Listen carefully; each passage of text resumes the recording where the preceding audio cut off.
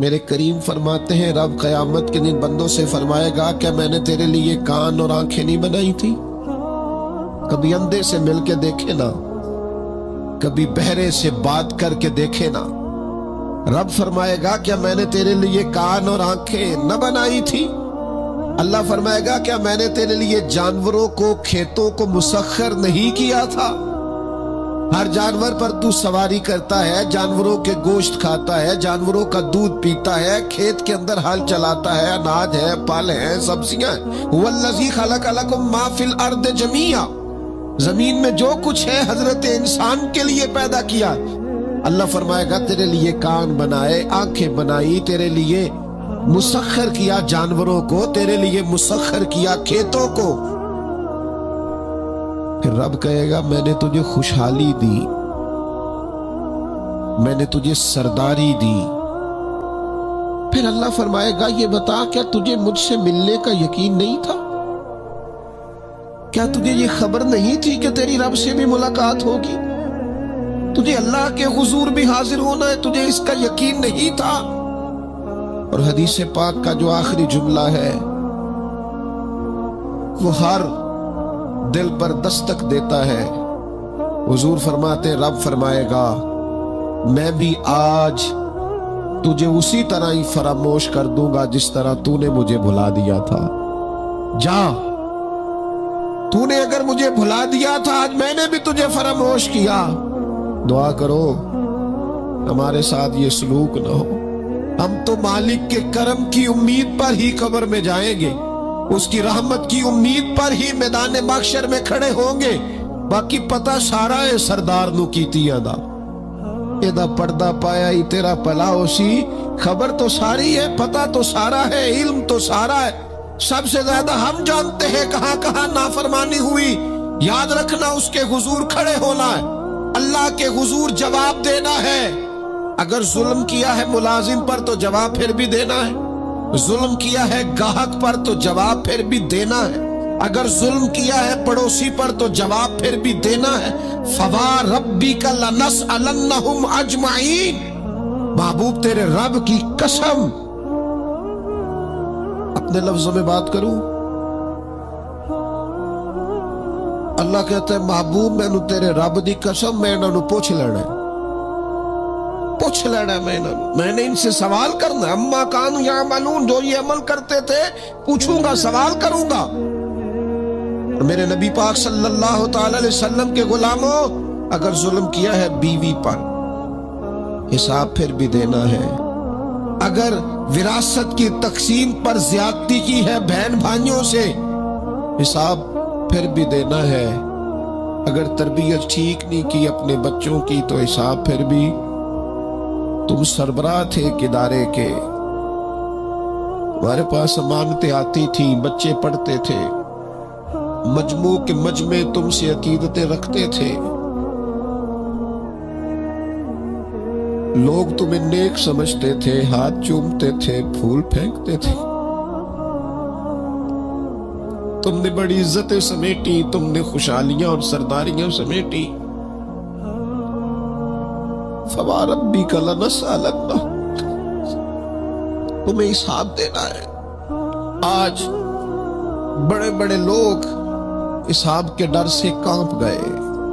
Baghdad کے شیخ عبد القادر جیلانی حرم مکہ میں سر سجدے میں رکھ کے کہنے لگے مہربانی کرنا مجھ سے حساب نہ لینا۔ خواجہ حسن بصری کہتے ہیں میں حرم میں تھا، اپنے حجرے میں تھا، کسی کے چیخنے کی آواز آئی یا اللہ معاف کر دے، یا اللہ معاف کر دے، حساب والے دن میرے اوپر نرمی کرنا۔ فرماتے میں نے کہا کوئی گناہگار آہوزاری کر رہا ہے، میں جا کے تسلی دیتا ہوں۔ اور جب میں نے جا کے چہرہ دیکھا فرماتے کلیجہ پھٹ گیا، وجود کانپ گیا، اور میں اس دعا کرنے والے کے قدموں سے لگ گیا۔ لوگوں تمہیں پتہ ہے وہ کون تھا جو دہائی دے رہا تھا کہ مالک حساب نہ لینا؟ وہ حسین کا کربلا میں تنہا بچ جانے والے صاحبزادہ امام زین العابدین تھے، وہ شیر خدا کا پوتا، فاطمہ کا جگر پارا، تعلیم امت کے لیے حرم مکہ میں اللہ کے حضور آہوزاریاں کرتا ہے. مالک وَلِمَنْ خَافَ مَقَامَ رَبِّهِ جَنَّتَانِ. اللہ کہتا ہے جو میرے سامنے کھڑے ہونے سے ڈرے گا میں 2 جنتیں دوں گا. امام زین العابدین حرم مکہ میں کہتے ہیں مالک حساب نہ لینا، مہربانی کرنا، پردے رکھنا. زین العابدین آپ کا تو پلو پکڑ کے ساری امت جنت میں جائے گی، آپ کے تو قدموں سے لگ لگ کے ہمارے باپ ہمارے دادا جنت میں جائیں گے. آپ کی دادی سیدہ پاک کے آنچل میں چھپ کے تو ہماری بیٹیاں پناہ مانگیں گی، ہماری مائیں ان کے قدموں سے لگیں گی تو جنت کے راستے کھلیں گے. امت کو تعلیم دیتے ہیں ڈرو نہ، اپنی زندگی سنوارو نہ، اپنے شب و روز پر توجہ کرو، بدل نہ جائے یا رب. کچھ اپنی آخرت کا تصور نہ بنائے، کچھ اپنے رب سے معافی نہ مانگے. قیامت میں حساب دینا. وہ کہتا ہے تمہیں سامنے، اور نبی پاک علیہ السلام کی احادیث آثار اور ساری چیزیں سامنے رکھ کے علماء نے ایک نتیجہ نکالا ہے. فرمایا قیامت کے دن سب سے پہلا حساب علماء کا ہوگا. جنہوں نے عزتیں زیادہ سمیٹی ہے نا. یہاں ایک دفعہ ایک MP صاحب آئے ٹائم لینے کے لیے، میں نے معذرت کر لی، میں نے کہا میرے پاس وقت نہیں ہے. تو مجھے کہنے لگے لوگ تو ہمارے پیچھے بھی بڑے ہیں. میں نے کہا آپ کو لوگ ووٹ دیتے ہیں، ہم پر لوگ جان دیتے ہیں. اتنی اگر سعادتیں سمیٹی ہے تو پھر سنو نا، جنہوں نے یہ دعوے کیے ہیں کہ ہم دیندار ہیں. فرمایا پہلا حساب علماء کا ہوگا، دوسرا حساب مجاہدین کا ہوگا، تیسرا مالداروں کا ہوگا. اور فرمایا یہاں تک کہ اللہ تو صبح قیامت انبیاء کرام علیہ السلام سے بھی تبلیغ کے بارے میں سوال کرے گا. ہر ایک سے سوال ہونا ہے. ہم اپنی اپنی تیاری کریں قیامت کے روز کے لیے، آخرت کے دن کے لیے. یا ایھا الذین آمنوا اتقوا اللہ ولتنظر نفس ما قدمت لغد. اے ایمان والو اللہ سے ڈرو اور ہر نفس یہ سوچے کہ میں نے آخرت کے لیے آگے کیا بھیجا ہے. آؤ آج اپنے اپنے اعمال کا جائزہ لیں. ہمارے لیے آج شام کھانے میں کیا ہے یہ سب کو پتا ہے. اس ماہ میرے گھر میں کیا آمدن ہے، کیا خرچ ہے، یہ سب کو پتا ہے. لیکن رب کہتا ہے وَلْتَنْظُرْ نَفْسٌ مَا قَدَّمَتْ لِغَدٍ. یہ بھی دیکھ تو نے اپنی قبر کے لیے آگے کیا بھیجا ہے، آخرت کے لیے آگے کیا بھیجا ہے. یہ دیکھ قیامت والے دن کے لیے تیرے پاس سرمایہ کیا ہے. وہاں جب اللہ کے حضور حاضر ہونا ہے تیرے پاس پیش کرنے کو کیا ہے. جناب صدیق کے پاس پیش کرنے کو وفا ہے، امت کی خدمت گزاری ہے جناب عمر کے پاس، جناب عثمان غنی کے پاس سخاوت ہے. مولا علی نے ہر میدان میں تلوار چلا کے اسلام کا جھنڈا بلند کیا ہے. حسین ابن علی نے سر دے کر اللہ کے حضور نظر پیش کی ہے. میں بھی سوچوں نا یار، آپ بھی سوچے نا، نعمتوں کی بہتات کتنی. ہماری بھری ہوئی تجوریاں، ہمارے آنگن میں کھیلتی ہماری اولادیں، ہمارے ارد گرد ہمارے دوستوں کی لائنیں، ہمارے دسترخوان پر بچھی ہوئی نعمتیں، ہمارا تندرست وجود، ہماری بولتی زبان، ہماری دیکھتی آنکھیں، ہمارے سنتے کان، ہماری سانس لیتی روح. اس سارے وجود سے ہم نے کیا اکٹھا کر کے اپنی آخرت کے لیے بھیجا. صبح قیامت کے لیے ہم نے سامان کیا کیا ہے. اللہ کے حضور جب ہمیں جواب دینا ہے تو ہمارے دامن میں کیا ہے، کیا پیش کرنا ہے. آج اپنے دل سے، اپنی روح سے یہ سوال ہمیں ضرور کرنا ہے، اور ایک بار نہیں 6 بار کرنا اور بار بار کرنا ہے. نبی پاک صلی اللہ تعالی علیہ وسلم نے ارشاد فرمایا ہے، حضور فرماتے 5 سوال پوچھے گا رب قیامت کے دن، اور جب تک تم ان سوالوں کے جواب نہیں دو گے تمہیں ہلنے نہیں دیا جائے گا. ایک یہ پوچھا جائے گا عمر کہاں گزری، سارا وقت ضائع ہو گیا موبائل پہ، سارا ٹائم ضائع ہو گیا خوش گپیوں میں، شغل میلہ، آنا جانا، عمر ساری قیمتی وقت ضائع کر دیا. اور پھر ایک سوال, اسی سوال سے متعلقہ دوسرا ہوگا, جوانی کہاں گزاری؟ وہ ساری کھیل کود میں گزر گئی, لہو و لعب میں گزر گئی, گیموں میں گزر گئی, یہ سوال ہوگا. اور تیسرا سوال رب پوچھے گا, بتاؤ نا مال کہاں سے کمایا, ذرائع آمدن بتاؤ, دنیا میں تو تم نے دھول جھونک لی, جہاں دھوکنی تھی یہاں بتاؤ کہاں سے کمایا, اور کما کر بھی تم مالک نہیں ہوئے. چوتھا سوال یہ پوچھا جائے گا, بتاؤ مال خرچ کہاں کیا. اور میرے نبی پاک فرماتے ہیں پانچواں سوال یہ ہوگا, یہ بتاؤ اپنے علم پر عمل کتنا کیا. لیکچر دینا آسان ہے, تقریر کرنا آسان ہے, واز کرنا آسان ہے, سمجھانا آسان ہے, فیس بک پر اچھی نصیحت لکھ دینا آسان ہے, روز صبح واٹس ایپ پہ سب کو بہترین نصیحتیں بھیجنا آسان ہے. لیکن قیامت کے سوالوں میں سے ایک معتبر سوال ہے, بخاری میں موجود ہے, 5 سوالوں میں سے آخری سوال یہ ہے کہ جو تم جانتے تھے, جس کا تمہیں علم تھا, جو تم نے سیکھا تھا, جو تم نے پڑھا تھا, اس پر تمہارا عمل کتنا تھا.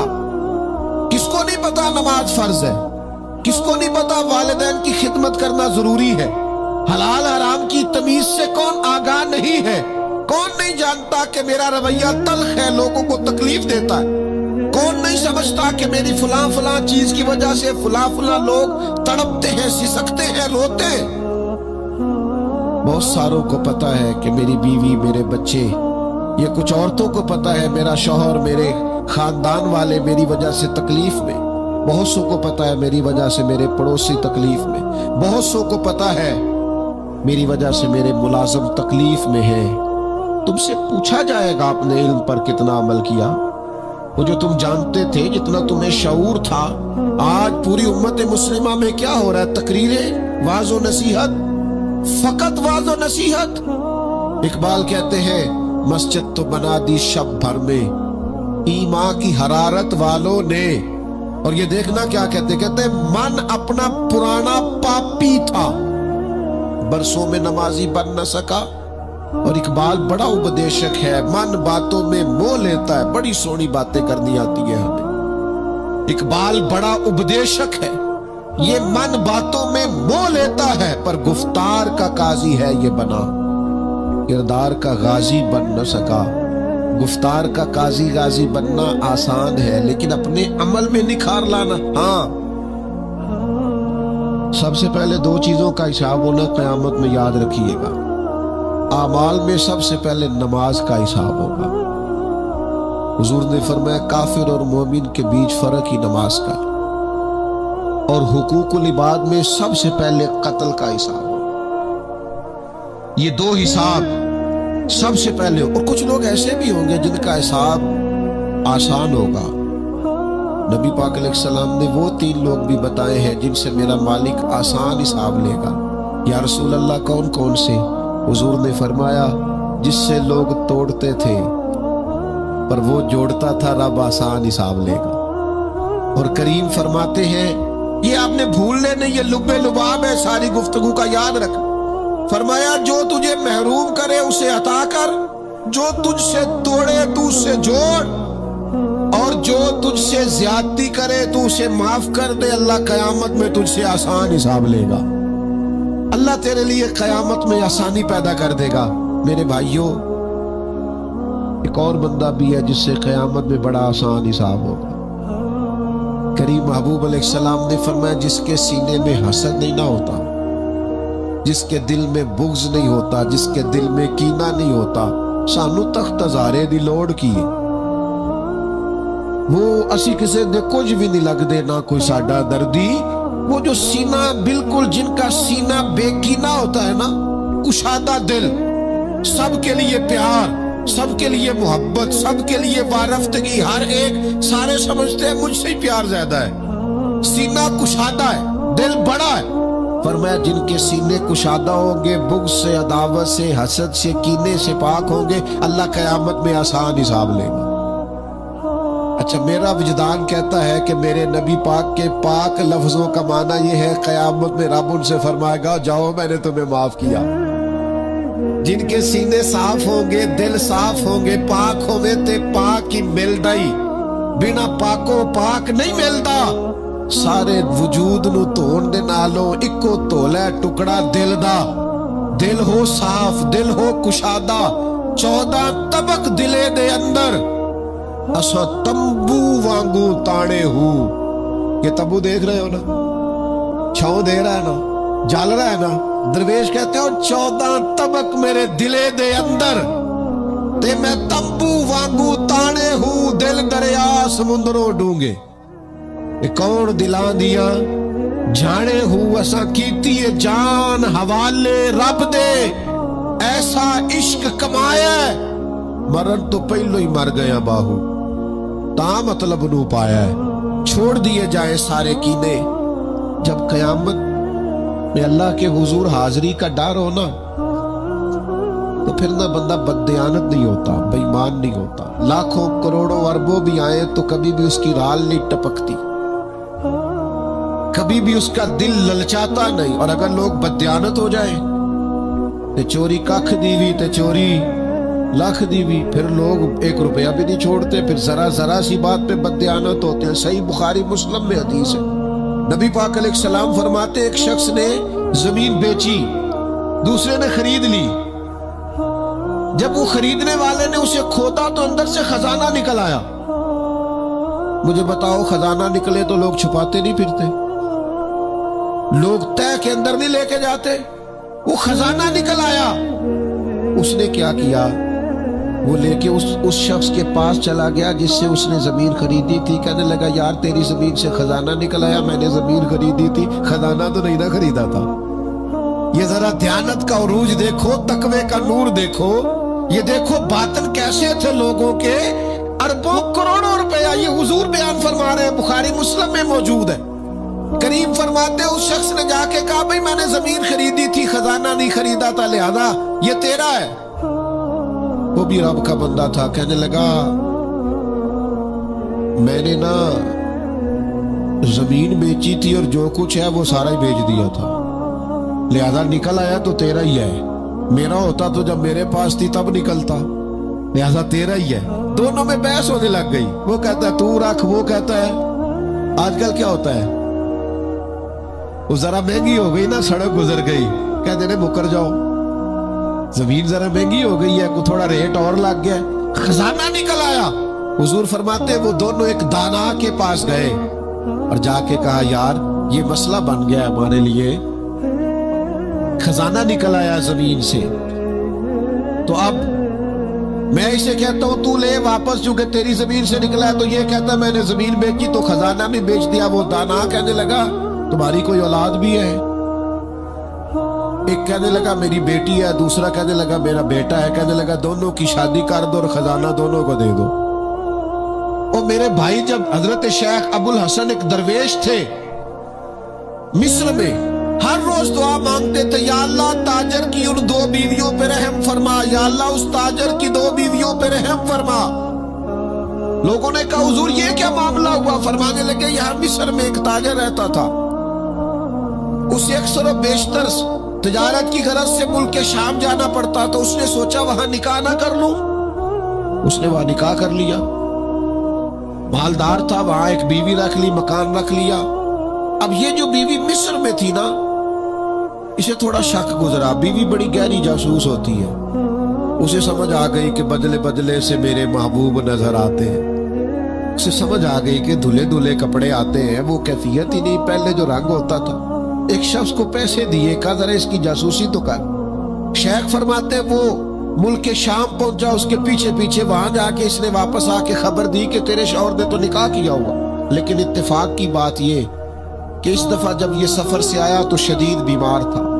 बीवी हौसले वाली थी, सब्र वाली थी। उसने सोचा कि जरा सेहत इसकी ठीक होती है तो फिर मैं इससे बात करूंगी कि तुमने मुझे बताया ही नहीं और निकाह कर लिया है।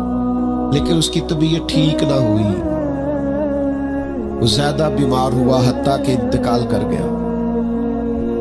औलाद कोई नहीं थी। उस बीवी ने इद्दत गुजारी और फिर जितनी जायदाद थी उसका वो हिस्सा जो दूसरी बीवी का बनता था वो सारा ऊंटों पे रखा और मिस्र से लेकर शाम पहुंची अपने भाइयों और अजीजों के साथ।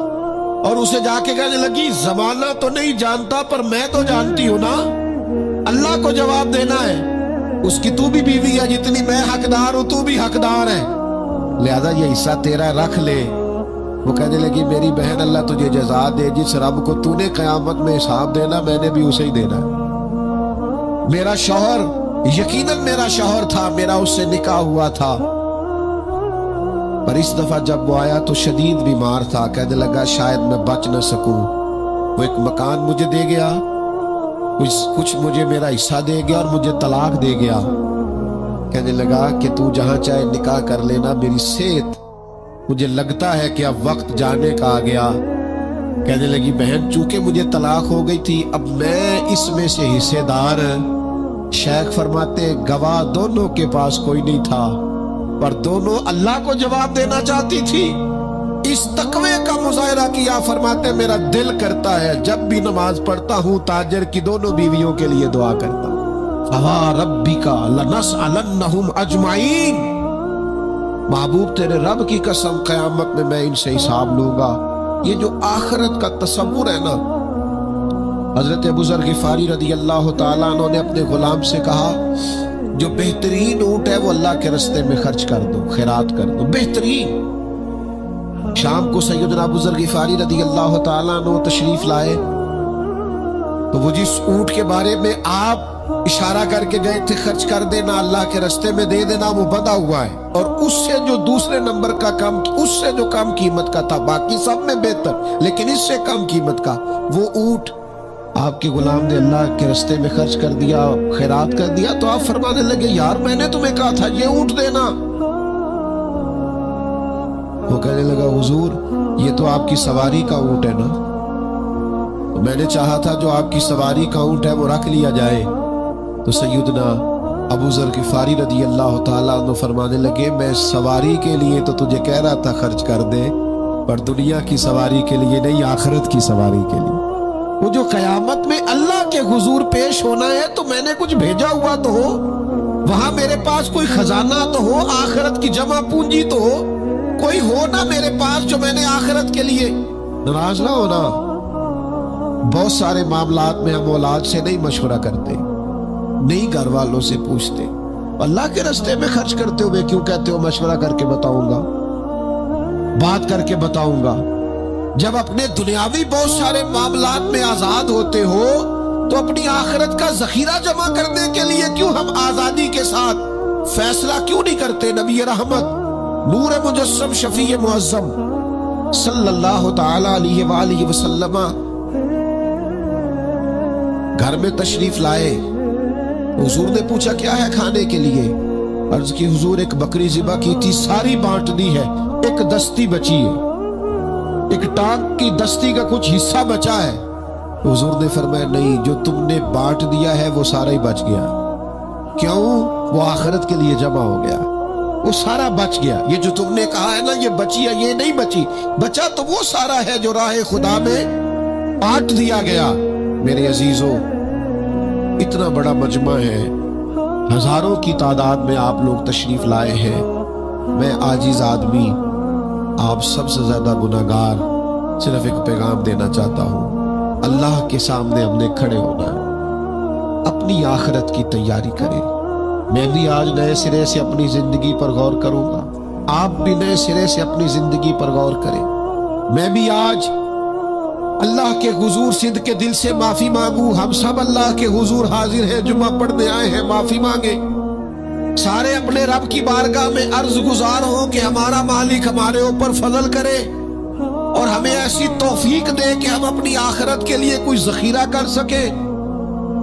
آخرت کی فکر بڑی اہم چیز ہے، آخرت کی وہ کچھ لوگ کہتے ہیں نا فکر نہ کرو، فکر نہ کرو، فکر نہ کرو، سارے دوست یہی کہتے ہیں، آپ میرے قریبی ہیں، میں آپ سے کہتا ہوں فکر کرو، فکر کرو، فکر کرو، اور اپنی آخرت کی فکر کرو۔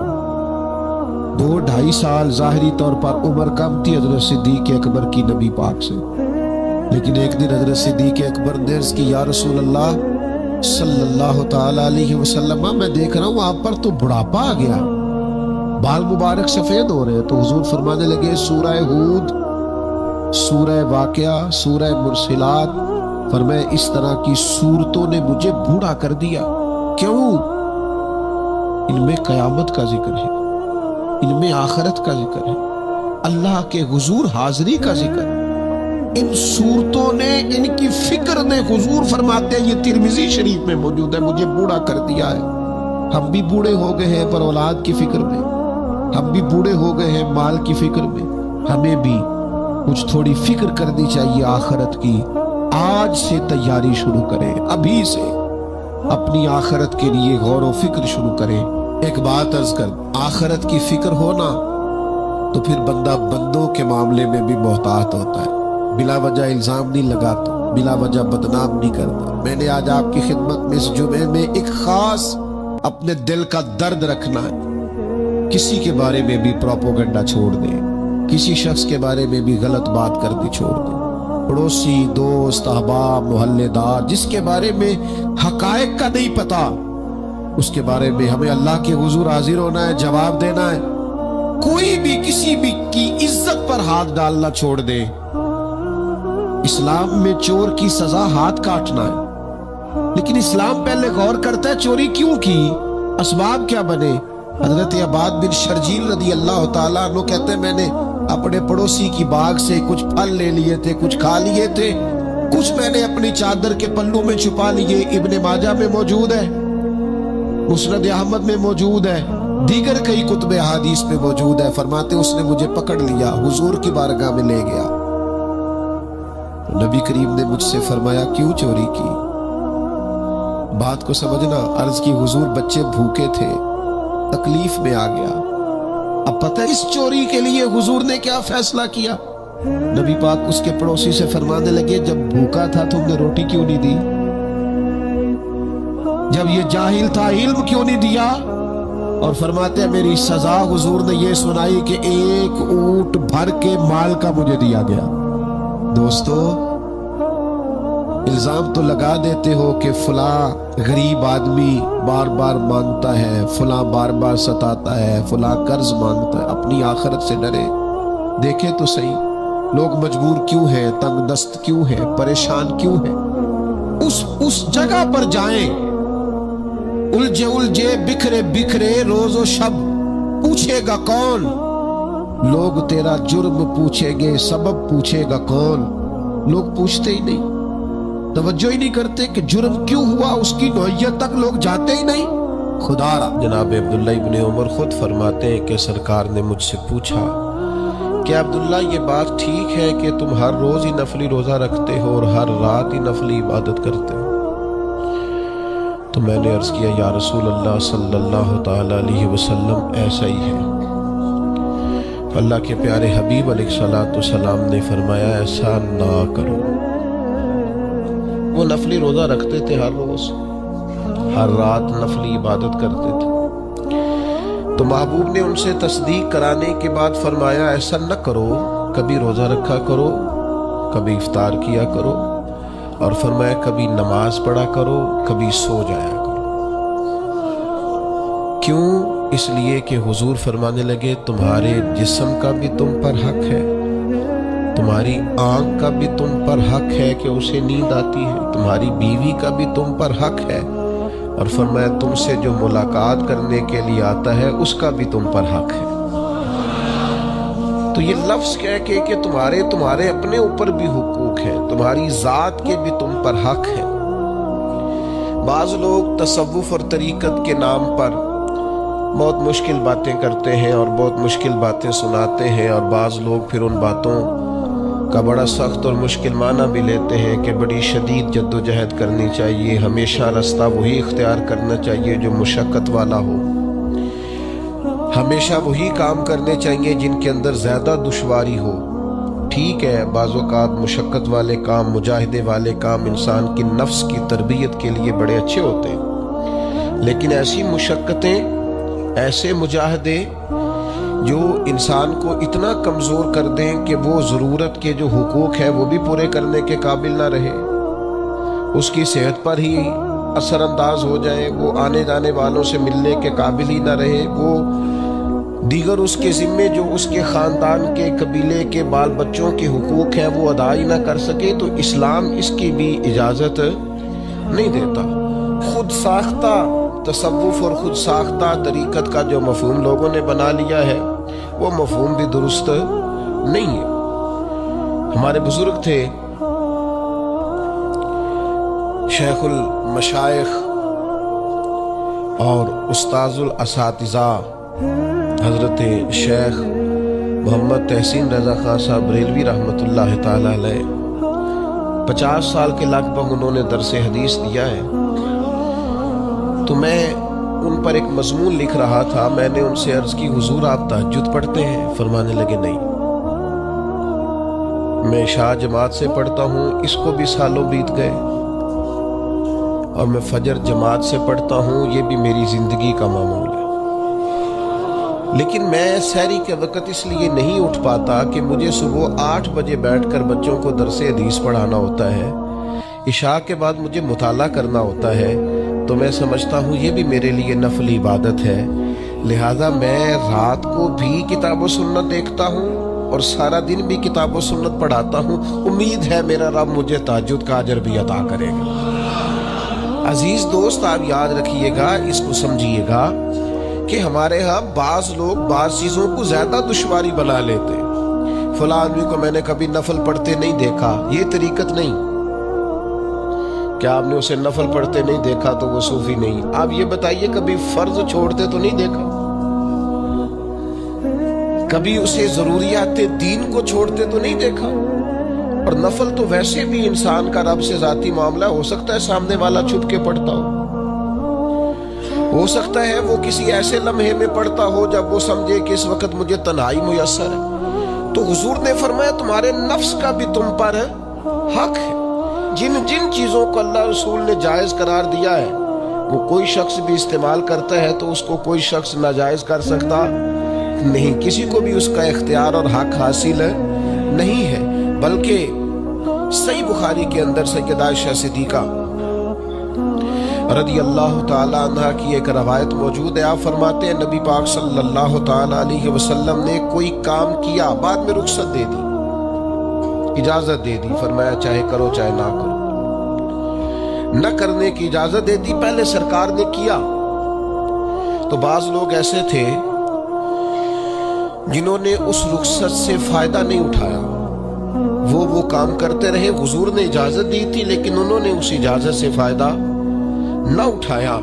تو نبی کریم علیہ السلام کو جب اس بات کا علم ہوا تو محبوب نے اللہ کی حمد کی اور حضور فرمانے لگے یہ بعض لوگوں کو کیا ہو گیا ہے کہ وہ ان کاموں سے بچتے ہیں جو میں کرتا ہوں، یعنی جس رخصت اور گنجائش پر میں عمل کر رہا ہوں اللہ کا محبوب ہو کے، وہ اس چیز کو چھوڑ رہے ہیں، اس سے اعتراض برت رہے ہیں، حالانکہ میں اجازت دے رہا ہوں۔ اور پھر اللہ کے حبیب علیہ السلام نے کیا خوبصورت انداز میں اس سارے مفہوم کو اتنا سمیٹا کہ اس کو ہمیشہ کے لیے بند کر دیا۔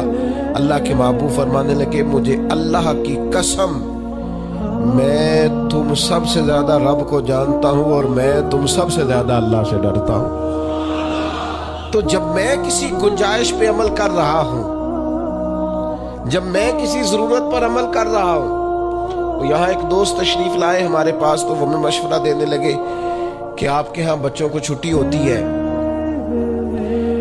تو وہ تقریباً 1.5 دن بنتا ہے، ظہر کی نماز کے بعد ہفتے کو وہ چلے جاتے ہیں اور اتوار کا سارا دن وہ چھٹی میں رہتے ہیں، تو یہ 1.5 دن پورا ان کا ضائع ہوتا ہے۔ تو یہ تو معاملہ ٹھیک نہیں ہے، اس طرح تو ایسا ہے نا کہ مدارس دینیہ میں کیا کام ہے چھٹی کا؟ تو میں نے ان سے کہا ہو سکتا ہے مدرسے کے طالب علموں کو بھی نیند آتی ہو سکتا ہے ان کا بھی کبھی کسی گراؤنڈ میں جا کے کھیلنے کو جی چاہتا ہو سکتا ہے یہ بھی اسی طرح کے لوگ ہوں جس طرح کے عام بچے ہوتے ہیں، ہو سکتا ہے وہ ساری خواہشات ان کے اندر بھی پائی جاتی ہیں جو باقی لوگوں کے اندر پائی جاتی ہیں۔ آپ وہ پابندیاں کیوں لگاتے ہیں جو پابندی اللہ رسول نے نہیں لگائی؟ جس چیز کو شریعت نے بین نہیں کیا، ہم کون ہوتے ہیں اس کو بین کرنے والے؟ سمجھے؟ ہاں ایک بات ضرور ہے، ہم اپنے وجود کے مالک نہیں ہیں، اس کا مالک اللہ ہے، وہ خالق ہے، ہم مخلوق ہیں۔ وہ معبود ہے، ہم اس کے عابد ہیں، وہ ہمارا مالک ہے۔ ہمیں اپنے نفس کو، اپنے وجود کو اس کی فرما برداری میں رکھنا۔ نفس کے حق کا یہ مطلب نہیں ہے کہ خواہش نفس میں اگر کوئی ناجائز چیز پیدا ہوتی ہے تو اس کی تکمیل کے لیے بھی ہم دوڑ پڑیں گے، اس کی شریعت کے اندر اجازت نہیں ہے۔ اجازت اس بات کی ہے کہ جن چیزوں کو شریعت نے جائز قرار دیا ہے، آپ اگر ان کا حصول چاہتے ہیں، آسانی چاہتے ہیں، تو آپ ضرور ان کو اختیار کریں، کوئی منع والی بات نہیں ہے۔ میں نے کہا بعض لوگ نا بعض چیزوں پر شدت کرتے ہیں، یعنی نبی کریم علیہ السلام کے صاحبزادہ گرامی حضرت ابراہیم علیہ السلام کا وصال ہو گیا تو نبی کریم کی آنکھوں میں آنسو آ گئے۔ تو ایک شخص نے حضور سے کہا یا رسول اللہ آپ بھی روتے، آپ تو صبر کا درس دیتے۔ تو نبی کریم نے فرمایا یہ جو آنسو نکل آئے ہیں نا، یہ بیٹے کی محبت کی علامت ہے۔ باقی فرمایا میرے دل اور زبان پر وہی ہے جس سے میرا رب راضی ہوتا ہے۔ میں اللہ سے کوئی شکوہ نہیں کر رہا، اس کی تقدیر پر راضی ہوں، لیکن یہ کہ جو انسان پر اللہ تعالیٰ نے کچھ فطری محبت رکھی آپ اس کو بھی قبول نہیں کرتے بعض لوگ۔ تو کچھ لوگ بعض لوگوں پر زیادہ شدت کرتے ہیں، بعض لوگ بعض چیزوں کے معاملے میں زیادہ شدت کا۔ حضرت عمر کو نبی پاک نے کچھ نذرانہ دینا چاہا، ہدیہ دینا چاہا۔ ایک ہے آپ کسی سے مانگتے ہیں، ایک ہے کوئی آپ کو دیتا ہے، ان دونوں باتوں میں وہ جو تحفہ لینا دینا ہے اسے تو حضور نے فرمایا محبت بڑھتی ہے۔ تو حضرت یہ صحیح بخاری میں موجود ہے، نبی کریم نے کچھ دیا تو حضرت عمر عرض کرنے لگے نہیں یا رسول اللہ ضرورت نہیں۔ تو محبوب نے فرمایا جو بن مانگے ملے وہ تو اللہ کی طرف سے ہے۔ وہ ایک صاحب مجھے کہنے لگے فلاں صاحب کہتے ہیں ہم چندہ نہیں مانگتے، تو میں نے کہا وہ زیادہ نیک ہونا چاہتے ہیں، کوئی حرج والی بات نہیں، وہ چندہ نہیں مانگتے، وہ زیادہ پرہیزگار ہونا چاہتے ہیں، زیادہ آگے بڑھنا چاہتے ہیں، ورنہ نبی پاک نے تو اعلان کیا ہے کہ تبوک پہ جانا ہے، مجاہدوں کو چندے کی ضرورت ہے۔ اعلان کیا کہ نہیں کیا رسول پاک نے؟ تو آپ اس کو علماء کی توہین کا پہلو بنائیں گے؟ رسول اللہ صلی اللہ علیہ وسلم نے اعلان نہیں فرمایا؟ اگرچہ مالک کل ہے لیکن حضور نے اعلان کیا، اور قرآن مجید میں تو کفار نے شکوہ کیا ہے کہ رب ہم سے مانگتا ہے معاذ اللہ۔ اس کا معنی یہ ہے کہ اللہ فقیر ہے ہم غنی ہیں، یا آپ 28ویں پارے میں دیکھ لیں کہ رب کہتا ہے قرض حسنہ دو، تو آپ کیا معاذ اللہ یہ آیتیں دے کے اللہ پر تنقید کریں گے؟ معاذ اللہ ثم معاذ اللہ، نقل کفر نباشت کہ اللہ لوگوں سے کہتا ہے میرے راستے میں خرچ کرو، اور ایک جگہ نہیں جگہ جگہ کہتا ہے۔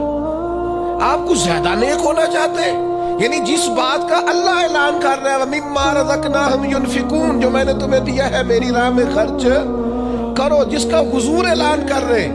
ایک شخص کھڑا ہو گیا تھا جی او مولوی چندے مانگتے، او خدا کے بندے ہیں، جو کام عین کتاب و سنت میں موجود ہے، تم کو ضرورت سے زیادہ نیک ہونا چاہتے ہو تو یہ تمہارا خود ساختہ دین ہے، یہ رسول اللہ کا دین نہیں ہے، یہ تمہارا۔ اور لوگ ہیں کہ کہہ رہے ہیں واہ واہ بڑی بات ہے۔ تو اس لیے ہمارے وجود کا بھی ہم پر حق ہے۔ چند ایک نفس کے حقوق آج بیان کرنے۔ سب سے پہلا ہمارے نفس کا ہم پر حق یہ ہے کہ ہم اپنے آپ کو پہچانیں، اپنی صلاحیتوں کو پہچانیں، اپنے اوپر غور کریں۔ قرآن مجید نے ارشاد فرمایا کہ بل الانسان علی نفسہ بصیرہ، فرمایا بلکہ انسان خود اپنے اوپر گواہ ہے، اسے اپنا پتہ ہے، بہانے بنائے تو بات الگ ہے، یہ خود پر گواہ ہے، اسے خبر ہے۔ انسان عالم اصغر ہے، ہم نہ اپنے آپ کو پہچانتے نہیں، ہمیں اپنی خوبیوں کا پتہ نہیں ہوتا۔ یہ جو ہم استاذ کے پاس جاتے ہیں نا، یہ جو ہم مرشد کے پاس جاتے ہیں نا، وہ ہمیں نکھار کے نا تو وہ ہماری خوبیاں ہماری آنکھوں کے سامنے کر دیتے ہیں کہ یہ تمہارے اندر صلاحیت ہے۔ وہ تراش کے نا پتھر کو تو اسے ہیرا بنا دیتے ہیں، وہ نکموں کو کام کا بنا دیتے ہیں۔ وہ کیا کرتے ہیں کہ وہ ہمیں ہمارے اپنے آپ سے آگاہ کر دیتے ہیں، یعنی ہے وہی تیرے زمانے کا امام برحق جو تجھے حاضر و موجود سے بیزار کرے اور موت کی شکل میں دکھلا کے تجھے جلوہ یار زندگی تیرے لیے اور بھی دشوار کرے، وہ جو تیرا جینا اوکھا کر دینا۔ مشکل نہیں میں کہتا، اگرچہ اردو ہے لیکن مشکل اور اوکھا، یہ اوکھا ذرا زیادہ وزنی ہے۔ جو جینا اوکھا کر دے، وہ درویش ہوتا ہے جو تیرے لیے مشکل کر دے۔ بھائی اپنے آپ کو پہچانے، اپنے اوپر غور کریں۔ اللہ تعالیٰ نے بنایا ہے اور بنانے والا کہتا لقد خلقنا الانسان فی احسن تقویم۔ بنانے والا کہتا ہے میں نے تجھے بڑی بہترین ساخت میں بنایا۔ او انسان میں نے تجھے بڑا ہی سونا بنایا۔ کوئی تیرے ناک پر تنقید کرے تو کرے، تو کہ تجھے پتہ نہیں یہ چاہت کس کی ہے، میں مرضی سے نہیں بنا، یہ بنانے والے نے بنایا ہے۔ اس نے تجھے سونا بنایا، تو اپنے آپ کو پہچانتا ہی نہیں۔ تو جو ہے نا خدا جانے بلندی ہے کہ پستی پر جہاں میں ہوں وہاں کوئی نہیں ہے۔ تو اپنے قد سے بھی پیار کر، تو اپنے رنگ سے بھی پیار کر، تو اپنے وجود کی ساخت سے بھی پیار کر۔ اور پھر وہ کہتا ہے تجھے بنایا، باقی سارا کچھ تیرے لیے بنایا۔ هو الذی خلق لکم ما فی الارض جمیعا۔ رب کہتا ہے زمین میں جو کچھ ہے نا میں نے سارا تیرے لیے بنایا ہے۔ تجھے اللہ رسول کے لیے بنایا ہے، اور باقی زمین میں جو کچھ ہے وہ سارا تو پہچانتا ہی نہیں۔ ہر چیز مسخر ہے تیرے سامنے۔ اتنا بڑا ہاتھی ہوتا ہے اور ایک عام آدمی ہلکی سی چھڑی لے کے اسے چلا رہا ہوتا ہے۔ اونٹ کتنا لمبا چوڑا وزنی ہوتا ہے لیکن ایک عام آدمی اس کے ناک میں نکیل ڈال کے اسے گھما رہا ہوتا ہے۔ کتنی بڑی بھینس ہوتی ہے لیکن چھوٹے سے بچے نے مہار پکڑی ہوئی ہوتی ہے۔ ایک عام آدمی پائلٹ بن کر جہاز پہ بیٹھتا ہے اور منوں ٹنوں کے حساب سے وزن ہے، افراد ہے، لیکن ہواؤں پر سواری کر کے اسے چیرتا ہوا وہ مہینوں کی منزلیں گھنٹوں میں طے کر کے کراس کرتا ہے۔ تسخیر کائنات کے لیے تجھے بنایا ہے، تو سو رہا ہے، تو جاگتا ہی نہیں، تو اپنے آپ کو پہچانتا ہی نہیں۔ اقبال سے کسی نے کہا میں رب تک جانا چاہتا ہوں، تو اقبال کہنے لگے عجب نہیں کہ خدا تک تیری رسائی ہو، پر تیری نظر سے تو پوشیدہ ہے آدمی کا مقام۔ تو بندے کے مقام کوئی نہیں سمجھ سکا، ابھی تک من عرف نفسہ فقد عرف ربا۔ درویش کہتے ہیں جو اپنے آپ کو پہچان گیا وہی تو اپنے رب کو پہچان گیا۔ اپنی قدر کو پہچانے، اپنی اہمیت کو پہچانے۔ آپ کے اندر بڑی صلاحیت پنہا ہے، چھوٹی چھوٹی باتوں میں پریشان ہو گئے، کام نہیں ملتا، کاروبار نہیں چلتا، اور تیرے پاس بڑا کچھ ہے یار، کام نہیں بھی ملتا۔ تو اگر وقتی طور پر کوئی حالات خراب ہے تو اپنا قد کاٹ تو دیکھ، اپنا حسن تو دیکھ، اپنی سوچ تو دیکھ، تفکرات تو دیکھ۔ تجھے بنانے والے نے کوئی کمی چھوڑی نہیں، اس نے کمال کر دیا ہے، قدرت نے رنگ بھر دی ہے تیرے وجود میں۔ کبھی تو اپنے رب کے شاہکار ہونے کی نظر سے اپنے آپ کو دیکھے، تجھے اپنے آپ سے پیار ہو جائے، تجھے اپنے آپ سے محبت ہو جائے۔ وہ میں کبھی تنقید کیا کرتا تھا کہ یہ جوان شیشوں اور آئینوں کے سامنے بڑی دیر تک کھڑے رہتے ہیں، تو ایک دن ایک سادے سے بزرگ مجھے کہنے لگے یہ جو آئینے کے سامنے کھڑا ہے نا یہ بھی رب کی تخلیق کوئی دیکھ رہا ہے۔ یہ کہہ رہا ہے کہ کریم نے کمال نہیں کر دیا مجھے بنانے والا، حد نہیں کر دی، کیا حسن کے جلوے، کیا خوبصورتی اور کیا نورانیت اس نے پیدا کی ہے انسانی، اور پھر یہ جو دیا بن مانگے دیا۔ ایک بات یہ کہ اپنے نفس کو پہچانے، اور دوسری بات یہ ہے کہ عزت نفس کا بھی خیال کریں، اپنے آپ کو رسوا نہ کریں۔ اللہ نے عزت دی ہے تو اپنے آپ کو ذلت کی جگہ پر کھڑا نہ کریں، تہمت والی جگہ پہ اپنے آپ کو کھڑا نہ کریں، کبھی بھی اپنے آپ کو اتنا کمزور نہ کریں۔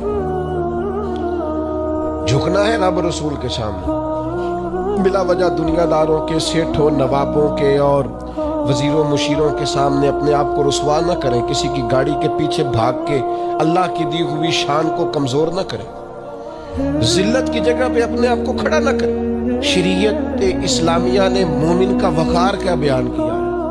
رب کریم نے فرشتوں سے جب مشورہ کیا تھا نا بندہ بنانے کے لیے، انسان کی تخلیق کے لیے، تو وَإِذْ قَالَ رَبُّكَ لِلْمَلَائِكَةِ إِنِّي جَاعِلٌ فِي الْأَرْضِ خَلِيفَةً۔ اللہ نے فرشتوں سے فرمایا میں زمین پہ اپنا نائب بنانا چاہتا ہوں۔ اوہو، کبھی آپ اس کو سمجھ جائے نا کہ یہ عزت کا تاج کیا ہے۔ رب کہتا ہے میں نے تجھے زمین پر اپنا خلیفہ بنایا ہے، تو نائب ہے میرا، اور کتنا تو پروقار ہے اور تو کتنا طاقتور ہے انسان، تیرے اندر کتنی صلاحیتیں ہیں۔ سورہ احزاب میں اللہ کریم فرماتے ہیں رب نے اپنی امانت زمین و آسمان پر رکھنی چاہیے تو زمین و آسمان نے انکار کر دیا اللہ کی امانت کو اٹھانے سے، وَحَمَلَهَا الْإِنسان، اور انسان نے اس امانت کو اٹھا لیا، کہا مالک میں تیری امانت اٹھاؤں گا، میں تیرا نام لے کے گلیوں میں گھوموں گا، میں تیری توحید کے ڈنکے بجاؤں گا۔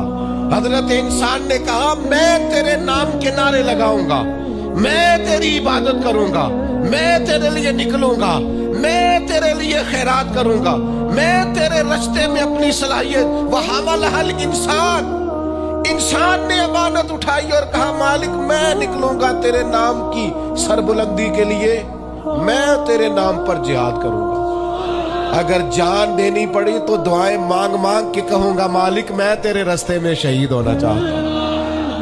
اللہ کی امانت کو حضرت انسان کیوں اپنے آپ کو رسوائی والی جگہ پہ کھڑا کرے، کیوں کمزور کرے؟ بہت پہلے کہا تھا، فقیر آدمی ہوں، جو باتیں کہتا ہوں کوشش کرتا ہوں سوچ سمجھ کے کہوں۔ بہت پہلے کہا تھا میں نے کہ جو اپنی برادری کو بڑا جانتا ہے اس کی زیادتی نہیں، زیادتی اس کی ہے جو اپنی برادری کو سب سے چھوٹا جانتا ہے۔ تو بڑا نالائق ہے، تو کہتا ہے میں چھوٹی برادری میں پیدا ہوا ہوں، تو مرضی سے پیدا ہوا ہے، یہاں تجھے تیرے رب نے پیدا کیا ہے۔ جو ماں تیرے، میں نے ایک دفعہ کہا کچھ دوستوں سے، کہنے لگے کدھر جا رہے ہیں؟ میں نے کہا اپنے والد صاحب کے مزار پہ۔ کہنے لگے پیر تھے؟ میں نے کہا نہیں۔ عالم تھے؟ میں نے کہا نہیں۔ کسی بہت بڑے ادارے میں کسی صدر نشین کی سیٹ پہ بیٹھتے تھے؟ میں نے کہا نہیں، وہ ٹریکٹر پر بیٹھ کر کھیتوں میں ہل چلاتے تھے، شام کو بھینسوں کا دودھ دھوتے تھے، وہ کسان تھے، وہ محنت کرتے تھے، پھر وہ تاجر تھے، چھوٹی سی تجارت کرتے تھے۔ لیکن مجھے اگر کوئی کائنات میں پوچھے گا نا خوش نصیب کتنے ہو، تو میں کہوں گا میں نے اس طرح کا باپ نہیں دیکھا جس طرح کا اپنا باپ دیکھا، اس لیے کہ میری شخصیت میں اگر کوئی نکھار ہے تو سب سے زیادہ رنگ میرے ابا جی کے بھرے ہوئے ہیں، تو میں کیسے انکار کروں؟ سب سے زیادہ ان کے دیے ہوئے رنگ ہیں شخصیت کے اندر، ماں باپ کے۔ او بھائیوں، ناز کے ساتھ زندگی گزاری جاتی ہے، کبھی اپنے آپ کو رسوائی والی جگہ پہ کھڑا نہ کرے، کبھی اپنے آپ کو کمزور نہ کرے، مضبوط رہے، طاقتور رہے۔ اور تیسری بات، ایک تو اپنے نفس کو پہچاننا ہے، دوسرا اپنی عزت کرنی ہے۔ کس کی عزت کرنی ہے؟ اپنی عزت کرنی، تکبر نہیں کرنا، اپنی عزت کرنی ہے۔ عربی کے کسی شاعر نے کہا تھا جو اپنی عزت نہیں نہ کرتا اس کی عزت بھی کوئی نہیں کرتا۔ اب وہ آپ نے ایک عام محاورہ سنا ہوگا، اپنی عزت بندے کے اپنے ہاتھ میں ہوتی ہے۔ اس کا معنی کیا ہے؟ آپ کبھی بھی کوئی ایسا کام نہ کریں جس سے آپ کی ذلت ہو، آپ اپنی عزت کریں، آپ اپنی تکریم کریں، آپ اپنے وقار کو بلند رکھیں، آپ کبھی بھی اپنے لہجے کو، معیار کو کمزور نہ ہونے، آپ فکری توانائی کا ہمیشہ مظاہرہ کریں، طاقتور رہیں، کمزور نہ پڑے کبھی۔ اور تیسرا یہ ہے کہ اپنے نفس کی تربیت کریں۔ جس طرح انسان اپنے وجود کی نشو و نما کرتا ہے نا، وہ کہتا ہے یہ کھاؤں گا تو طاقت ہوگی، یہ کھاؤں گا تو بیمار ہوں گا، یہ کھاؤں گا تو میں فریش رہوں گا، یہ کھانے سے میری طبیعت میں درد ہوگی، اسی طرح وہ اپنی تربیت کرے، اپنی نشو و نما کرے، اپنی روحانی تربیت پر توجہ دے۔ وہ دیکھے یہ کام کرنے سے میری طبیعت گناہ کی طرف مائل ہوتی ہے، اس بری صحبت میں بیٹھنے سے میرے اندر بعض بری چیزیں آتی ہیں، اس کے پاس بیٹھنے سے سوچے میری گدلی میلی کچیلی ہوتی ہے، اور اس شخص کی صحبت جو ہے وہ مجھے تازہ کرتی ہے، اللہ کے قریب کرتی۔ تربیت نفس پر توجہ دے، اپنی باطنی کیفیات کو ملاحظہ کرے۔ اپنی تربیت سب سے زیادہ انسان خود کر سکتا ہے، بل الانسان علی نفسہ بصیرہ، انسان خود اپنے اوپر گواہ ہے، وہ خود محسوس کرے کہ کہاں کہاں میرے اندر غلطیاں ہیں، کہاں کہاں میرے اندر کمزوریاں ہیں، وہ ان ساری چیزوں پر متوجہ رہے۔ ڈاکٹر نے دوائی دینی ہوتی ہے، اور دوائی دینے کے بعد وہ کہتا ہے یہ نسخہ ہے اور یہ کھانے کی ترتیب ہے اور یہ آپ کی پرہیز ہے۔ اب مریض کہے کہ جناب ڈاکٹر صاحب کوئی نظر کریں آپ تاکہ میں نظر سے ٹھیک ہو جاؤں، تو ڈاکٹر کہے گا میری نظر یہی ہے جو میں نے نسخہ لکھا ہے نا، یہی نسخہ ہے، یہ دوائی کھائیں. یہ وہ لوگ آتے ہیں پیر صاحب کے پاس، کہتا ہے کوئی نظر کرے میں نیک ہو جاؤں. بھی پیر صاحب نے نسخہ بتایا نا، 5 نمازیں پڑھو، نماز کے بعد یہ والا ذکر کرو. پیر صاحب نے بتایا نا اس کام سے پرہیز کرو، تو آپ ان بات مانیں، انشاءاللہ اللہ شفا عطا فرمائے گا. آپ اس نسخے پر، وہ پیر فیض الحسن شاہ صاحب رحمۃ اللہ علیہ آل مہار شریف والے فرمایا کرتے تھے، مرید کہتے نے سانو نماز نہ پڑھاؤ. تو مجھے ابو جہل نے کھڑا کر کے کہا تھا کہ پہلے تو ان کے پاس جانا نہ، اور اگر جانا تو ان کا کلام نہ سننا. اب بات کو سمجھے. یہ انہوں نے تو اس لفظ کو معاذ اللہ ثم معاذ اللہ تانے کے طور پر کہا تھا، لیکن آپ اس لفظ کی معنویت میں اتریں. انہوں نے کہا کہ ان کی جو گفتگو ہے، وہ جو بات کرتے ہیں، وہ جو پڑھتے ہیں، اس کا جادو ہو جاتا ہے.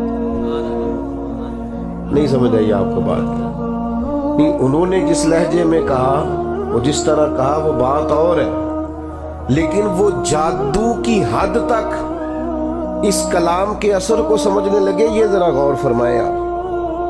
لو انزلنا هذا القرآن على جبل لرأيته خاشعا متصدعا من خشیۃ اللہ. میں آپ کو کیسے یہ بات سمجھاؤں کہ قرآن مجید فرقان حمید اپنی تاثیر کے تعلق سے، اپنی تعلیم کے تعلق سے، اپنے اسرار و رموز کے تعلق سے اتنی معنی خیز کتاب ہے. شرط یہ ہے کہ اسے خطابت کے لیے نہ پڑھا جائے، اسے فقط ثواب کے لیے نہ پڑھا جائے، اس کو عملی زندگی کے نفاذ کے لیے پڑھا جائے. ہمارے ہاں کوئی بندہ نئی دکان شروع کرتا ہے تو وہ کہتا ہے میں نے پہلے تلاوت کرانی ہے. میرا گمان ہے، اچھا گمان میرا یہ ہے کہ ہو سکتا ہے وہ اسی لیے تلاوت کراتا ہو کہ میں تجارت اس طرح کروں گا جس طرح قرآن نے بتایا. میرا خیال ہے اسی لیے کراتے ہوں گے. سویرے آ کے جو صبح دکان پہ قرآن شریف پڑھتے ہیں، اسی لیے پڑھتے ہوں گے کہ میں ساری تجارت قرآن کے طریقے کے مطابق بیان، اسی لیے پڑھتے ہوں گے نا. یہ کیسی عجیب بات ہے کہ وہ جس قرآن کی تلاوت سے آغاز کرا رہا ہے، اس قرآن کے مطابق وہ تجارت کرنے کو تیار ہی نہیں. قرآن مجید صحیفہ انقلاب ہے. میں پڑھ رہا تھا کہ اب نہ آہستہ آہستہ انسان چونکہ تنہائی پسند ہوتا جا رہا ہے. اسمارٹ فون جن کے ہاتھوں میں ہوتا ہے وہ چاہتے ہیں کہ ہمیں ڈسٹرب کوئی نہ کرے. 2 4 5 گھنٹے اکیلے بیٹھنا پڑے تو اب انسان بور نہیں ہوتا، کیونکہ اس کی ایک الگ سے اس کو کمپنی ملتی ہے. تو بعض ممالک میں اب یہ ہوا ہے کہ میاں بیوی کا رشتہ اور تعلق اور نکاح سے پہلے جس طرح کا بھی کہیں کچھ طریقہ ہے، اس سے پہلے وہ چاہتے ہیں کہ بچے اور بچیوں کو کچھ کورسز کرائے جائیں، کیونکہ بالکل تنہا رہنے کے عادی ہیں تو شادی زیادہ چلتی نہیں، برداشت نہیں کر پاتے.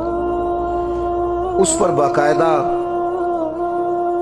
موٹیویشنل اسپیکرز کو بلایا جاتا ہے، ان سے کچھ ذہن سازی کرائی جاتی ہے، ان کو ذہنی طور پر تیار کیا جاتا ہے کسی اور کو بھی برداشت کرنا ہے. اور یہ مرض صرف بچوں میں نہیں، بچیوں میں بھی پایا جاتا. وہ لائف بڑی آسانی والی ہے، آسودگی والی ہے. لاڈ پیار کے نام پر ہی بچے خراب ہوتے ہیں نا جی. ہم نے کبھی بچی سے کوئی کام نہیں کہا تو آپ نے غلط کیا نا، کوئی کام نہیں کہا، کہنا چاہیے. وہ اپنے بچوں کی ذمہ داریاں کیسے اٹھائے گی؟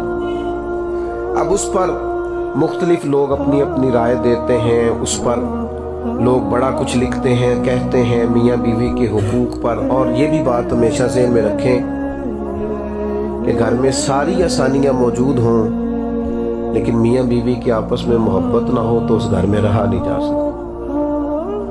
لیکن بڑی غربت ہو، بڑی آزمائش ہو، بعض چیزوں کی بظاہر قلت بھی ہو، لیکن ازدواجی زندگی خوشگوار ہو تو وقت اچھا گزرتا ہے. اب اس پر بڑے لوگوں نے کلام کیا ہے، غیر مسلموں نے بھی بڑا کچھ لکھا ہے. جو نفسیات، انسانی نفسیات کو سمجھنے والے لوگ ہیں، انہوں نے بھی اس پر بڑا کچھ لکھا ہے کہ کیا کیا سمجھایا جائے، قائل کیا جائے. لیکن ایک جملہ ہے قرآن پاک، فقط ایک جملہ فرمایا ہن لباسل لکم وانتم لباسل لہن، مرد عورت کا لباس ہے اور عورت، ڈھونڈ لے آپ تاریخ ساری، نزول قرآن سے قبل بھی اور نزول قرآن کے بعد بھی، یہ جملہ کسی نے نہیں کہا، جو صرف قرآن مجید نے کہا کہ مرد عورت کا لباس ہے اور عورت، بس اس ایک جملے کے اندر اگر ازدواجی زندگی کو بند کر دیا جائے، تین باتیں مفسرین نے اس کی تفسیر میں لکھی، بڑا کچھ لکھا ہے، تین باتیں۔ ایک تو وہ فرماتے ہیں انسان جتنا مرضی بھی خوبصورت ہو بغیر لباس کے خوبصورت نہیں ہوتا، اور جتنا مرضی حسین و جمیل ہو لیکن اگر اس نے لباس نہ پہنا ہوا ہو تو وہ حسین و جمیل ہے۔ اس کا مطلب ہے کہ قرآن یہ فرماتا ہے کہ انسان کی خوبصورتی یہ ہے کہ اس کی ازدواجی زندگی بھی ہو، رہبانیت والا نہ ہو، وہ آزاد نہ ہو، اور دوسری بات یہ ہے کہ انسان کے وجود پر جتنے بھی عیب ہوں لباس اسے چھپا دیتا ہے، تو میاں بیوی بھی ایک دوسرے کے لیے پردہ بن جاتے ہیں، عیب چھپ جاتے ہیں، وقت گزرنے لگتا۔ اور تیسری بات یہ ہے کہ اثر گرمی کا ہو یا اثر سردی کا ہو، اس اثر سے انسان کو لباس ہی بچاتا ہے۔ اگر سردیوں میں کپڑوں کی ضرورت پڑتی ہے نا کہ مجھے ذرا موٹے کپڑے پہننے ہیں، تو گرمیوں میں بھی دھوپ شدید ہو تو پھر بھی سر پر لباس کی ضرورت ہوتی ہے، تاکہ یہ گرمی زیادہ تکلیف، میاں بیوی ایک دوسرے کا لباس ہے، وہ ایک دوسرے کو اثرات سے تکالیف سے بچاتے ہیں۔ قرآن مجید عملی زندگی کے اندر اگر نافذ کر دیا جائے، روزمرہ کے معاملات اس ترتیب سے طے کیے جائیں جو قرآن مجید ہمیں بتاتا ہے، کیسے میں آپ کی خدمت میں یہ عرض کروں، کتنا مشکل ہو گیا ہے قرآن و حدیث کی تعلیم کو عام کرنا۔ ماننے والوں کے سامنے قرآن پڑھا جاتا ہے، جو ماننے والے ہیں ان سے کہا جاتا ہے کہ آپ حلال حرام کی تمیز کو سمجھیں، یہ قرآن مجید کا فیصلہ ہے۔ وہ اس پر لا تو اللہ کرتے ہیں، بہانے کرتے ہیں، دلائل پیش کرتے ہیں، وہ کہتے ہیں نہیں جناب یہ بھی تو ایک صورت دیکھے نا، یہ بھی تو ایک حال ہے، ایک جزیہ میں نے فلانے سے بھی پوچھ لیا ہے۔ وہ خدا کے بندے، نبی کریم علیہ السلام نے فرمایا ایک حلال ہے وہ بھی واضح ہے، ایک حرام ہے وہ بھی واضح ہے، فرمایا ایک میں شک ہے کہ پتہ نہیں حلال ہے کہ حرام ہے، کریم محبوب فرماتے تم نے شک والی چیز سے بھی بچنا ہے۔ یہ امت وسط ہے، یہ وہ امت ہے اخرجت للناس جو دوسروں کے لیے امامت کا درجہ رکھتی، ان کو مشکوک چیزوں سے بھی پرہیز کرنی ہے، مشکوک چیزوں سے۔ قرآن مجید کا مطالعہ ہو، قرآن مجید کو پڑھا جائے، سمجھا جائے۔ اگر قرآن مجید کو سمجھ کے پڑھا جائے نا تو زندگی کا لطف دوبالا ہو جائے، انسان کو مزہ آئے۔ جو لوگ کہتے ہیں نا نماز میں دل نہیں لگتا، وہ صرف نماز ترجمے سے یاد کریں۔ میرا خیال ہے، میں امید کرتا ہوں کہ نماز میں دل لگنے لگے گا۔ آپ کو پتا تو آپ کیا کہہ رہے ہیں؟ دیکھیے نبی پاک صلی اللہ تعالی علیہ وسلم بیان فرماتے ہیں کہ اللہ فرماتا ہے یہ جو سورہ فاتحہ ہے نا، یہ میری اور میرے بندے کے درمیان تقسیم ہے۔ رب فرماتا ہے، اللہ فرماتے ہیں آدھی سورہ فاتحہ میری ہے اور آدھی میرے۔ اگر یہ بات ہمارے پیش نظر ہو اور پھر ہم سورہ فاتحہ پڑھیں نماز میں تو لطف نہیں آئے گا۔ الحمدللہ رب العالمین الرحمن الرحیم مالک یوم الدین، رب فرماتا ہے یہ میرے لیے ہے، یہ میرے بندے نے میری تعریف کی ہے۔ اور جب اس نے کہا نا ایاک نعبد و ایاک نستعین، تو یہ اس نے رب کے حضور اپنی عاجزی کو پیش کیا ہے۔ اور اب جب اس نے کہا نا اہدنا الصراط المستقیم، تو اب بندے نے اپنی بات شروع کی۔ اب اس نے کہا یا اللہ میرے ذہن کو بھٹکنے سے بچا، وسوسوں کے غلبے سے بچا، مجھے ذہنی انتشار سے بچا۔ غیر المغضوب علیہم ولا الضالین، جو لوگ افراط و تفرید کا شکار ہوئے، گمراہ ہوئے، جن پر غضب ہوا، کوئی ادھر جھک گئے کو ادھر جھک گئے، ان سے بچا کے صراط مستقیم پر قائم رکھ۔ پر میں یہ جو دعائیں وہ مانگ رہا ہے یہ میرے بندے کا حصہ ہے۔ آپ کبھی قرآن مجید کو اس کے ترجموں کے ساتھ، اس کی افادیت کے ساتھ آپ غور تو کریں، لیکن کیا کریں، نئے نئے کورسز سارے کر لیتے ہیں، ہر محکمہ نئے نئے کورسز کراتا ہے، نوکریاں بچانے کے لیے سارے کورس کرتے ہیں، نیا کورس آ گیا ہے۔ میں کبھی ہم جایا کرتے تھے والد صاحب کے ساتھ کسی موقع پر پٹوار خانے، تو پٹواری جب اتارتا تھا نا اوپر سے رجسٹر، یا کبھی بینک میں یا کسی اور ادارے میں، تو وہ رجسٹر اترتے اترتے سارے کپڑے بھی گرد آلود ہو جاتے۔ لیکن اب کمپیوٹر آ گیا ہے، میرا نہیں خیال کسی نے نوکری چھوڑی ہو کہ مجھ سے نہیں سیکھا جاتا، میرا ریزائن لے لو، میں نہیں سیکھ سکتا، کسی نے نہیں چھوڑی۔ لیکن آج آپ کسی سے کہیں کہ تو قرآن مجید کو صحیح طور پر پڑھنا سیکھ، تو وہ کہتا ہے میری تو عمر ہی 50 سال ہو گئی، اب تو زبان موٹی ہو گئی۔ 40-50 ہزار کی نوکری بچانے کے لیے لوگوں نے کورسز کر لیے، کمپیوٹر سیکھ لیا، نظام مرتب کر لیا، لیکن اپنی قبر اشر بچانے کے لیے قرآن نہیں سیکھا۔ توجہ نہیں کریں، قرآن مجید کا مطالعہ کریں، قرآن مجید کو سمجھیں۔ ایک رائٹر ہے، اگرچہ وہ کسی خاص مذہب کا پابند نہیں ہے، لیکن نفسیات پر اچھا کلام لکھتا ہے۔ اس سے کسی شخص نے سوال کیا کہ میں بے چینی اور بے قراری والی زندگی سے نکلنا چاہتا ہوں، کوئی حل بتائیں۔ تو اس نے کہا سورہ یوسف کی تلاوت کرو۔ کس کی؟ ہلکا سا، زیادہ نہیں، ہلکا سا بولیں۔ کس کی؟ بس وقت ہو گیا ہے نماز کا، بات ختم کرنے لگا ہوں۔ سورہ یوسف پڑھو۔ تو اس کے ایک اسٹوڈنٹ نے اسے کھڑے ہو کے کہا کہ سورہ یوسف پڑھنے سے ذہنی ٹینشن کا کیا تعلق ہے؟ تو اس نے کہا سورہ یوسف تمہیں بتائے گی۔ کبھی کبھی انسان بڑا لاڈلا ہوتا ہے اور کبھی کبھی وہ تماچے کھا رہا ہوتا ہے۔ وہی انسان ہوتا ہے جو کبھی کنویں میں ہوتا ہے اور کبھی مصر کا شہزادہ ہوتا ہے۔ سورہ یوسف تمہیں بتائے گی کہ یہ جو انسان کے زندگی کے پیچ و تاب ہے نا، لَقَدْ خَلَقْنَا الْإِنسَانَ فِي كَبَدٍ، قسمیں اٹھا اٹھا کے اللہ نے کہا ہم نے انسان کو مشقت میں رہتا ہوا پیدا کی۔ فرمایا تمہیں سورہ یوسف بتائے گی کہ اگر تم کسی ملک کے قیدی بن جاؤ، یا کسی وقت تم جیل میں چلے جاؤ، یا کسی وقت تمہیں ڈھیروں تکلیفیں آ جائیں، تو یہ مت سمجھنا کہ زندگی یہاں ختم ہو گئی ہے، کسی مایوسی کا شکار نہ ہونا۔ کبھی کبھی کسی جگہ انسان قیدی ہوتا ہے، رب وہاں سے نکال کے اسے بادشاہ بنا دیتا۔ اپنی زندگی کے پورے پیچ و تاب کو سمجھنے کے لیے، اتار چڑھاؤ کو سمجھنے کے لیے قرآن مجید کو پڑھا جائے۔ فکری توانائی اور ذہنی آسودگی کے لیے قرآن مجید کو سمجھا جائے تو سب سے پہلے تعمیر شخصیت ہوتی ہے۔ انسان جب اس پر غور کرتا ہے تو سب سے پہلے وہ اپنے آپ کو ذہنی طور پر مطمئن پاتا ہے۔ لیکن ایک طالب علم نے مجھ سے کہا تھا مطالعہ کرنا ہے تو آپ کوئی طریقہ بتائیں۔ میں کہا تو تقریر واسطے مطالعہ کرنا ہے، وہ نہیں ہونا تیرے کو، تو اپنی تعمیر کے لیے مطالعہ کر کہ میں نے سیکھنا ہے، میں کیسے اپنی تعمیر کر سکتا ہوں۔ پھر انشاءاللہ تعالیٰ کتاب و سنت تیرے ساتھ باتیں کر، تجھے کتاب سے حاصل نہیں فراغ کہ تو کتاب خواہ ہے مگر صاحب کتاب نہیں۔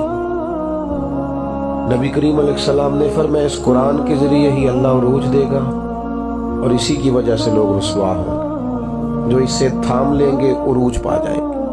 ہر آدمی کی یہ ذمہ داری ہے کہ اپنی بساط کے مطابق قرآن مجید کو سمجھنے کی کوشش کرے، اور جس قدر سمجھ سکتا ہے۔ اب دیکھیے صحابہ جب بھی ایک دوسرے سے ملاقات کرتے تو جدا ہونے سے پہلے سورہ عصر کی تلاوت ضرور کرتے، اور امام شافعی فرماتے ہیں یہ پورے قرآن کا نچوڑ ہے سورہ عصر۔